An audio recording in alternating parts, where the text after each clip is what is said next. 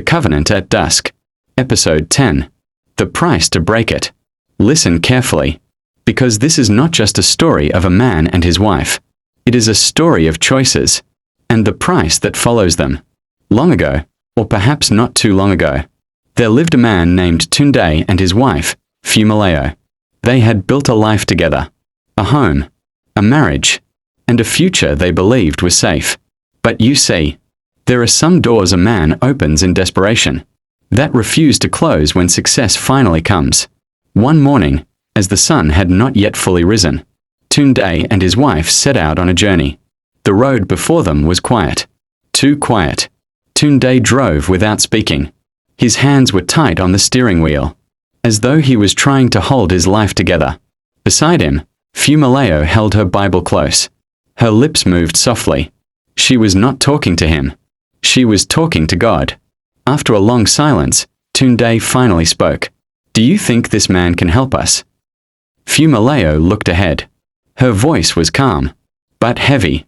"I don't know," she said, "but I know we cannot sit and do nothing." And so they continued. Because when a storm is coming, standing still is not an option. After a long journey, they arrived at a place that did not look important. A small compound. Quiet. Almost forgotten. At the gate was a simple sign. Counsel and prayer. Now tell me, who expects to find answers to deep problems in a place that looks so ordinary? But sometimes, the greatest power hides in the simplest places. They walked in slowly, and there, under a tree, sat an old man, reading, waiting. Before they could speak, he said, "I have been expecting you." Now, when a stranger speaks like that, you know your story is no longer hidden. The man looked at Tunde and said, "You made a covenant when you were desperate." And just like that, the past stood up in front of the present. He continued, "You promised the first fruit of your future." Fumilayo held her husband's hand tightly, and she asked the question that mattered most. Can it be broken? The old man looked at them for a long time. Then he said, "Yes." But listen carefully, because not every yes brings relief. He continued, "But breaking a covenant is harder than making one." Then the old man began to teach them. Every covenant, he said, has three things: promise, witness, and price. And as he spoke, Tunde remembered the day he made that promise, the man who stood there, the words he spoke, the fear he carried. Yes, there had been witnesses, and now, there was a price. Fumilayo asked, "What must we give to break it?" The old man looked straight at Tunde and said, "What gave the covenant power must be replaced." Tunde did not understand, so the man spoke more clearly. "You promised your future. To break that covenant, you must give up something just as valuable."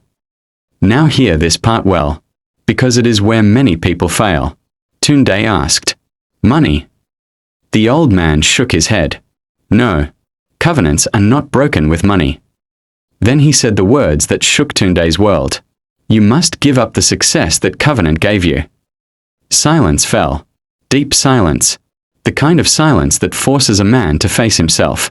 Tunde's voice trembled. "My business? My wealth? Everything?" The old man nodded. "You cannot destroy a covenant and keep its benefits." Now, somewhere far away, two men were watching, Daniel and Mr. Salako. They already knew what was happening, and one of them said something very dangerous. Most people will choose success over their own child. Back at the compound, Tunde began to struggle. "This is not fair," he said. "I worked hard for what I have." But the old man replied, "No, the covenant opened doors. Now listen, because this is wisdom. Not every door that opens was opened by your effort." Fumilayo walked to her husband, held his hand, looked into his eyes, and said, "We can make money again, but we cannot replace our child." That is the voice of truth. Simple, but powerful. Tunde broke down. "I was trying to build a future for us," he said, And Fumilayo replied, "And now you must choose which future you want." The old man stood up and said, "I will give you 2 days. If you want to break the covenant, come back ready to surrender everything." And so they left, quiet, thinking, weighing, choosing. As they drove away, Tunde asked, "If I lose everything, will you stay?" Fumilayo smiled, a gentle, strong smile. "I married you when you had nothing," she said. "I can do it again." But while love was speaking in their car, darkness was watching from another. Daniel sat quietly and sent a message. He has been given the choice. Prepare the final stage. Now tell me, what will a man choose? His wealth, or his child? His past, or his future? Because in the next chapter, a decision will be made. And when that decision is made, everything will change. To be continued.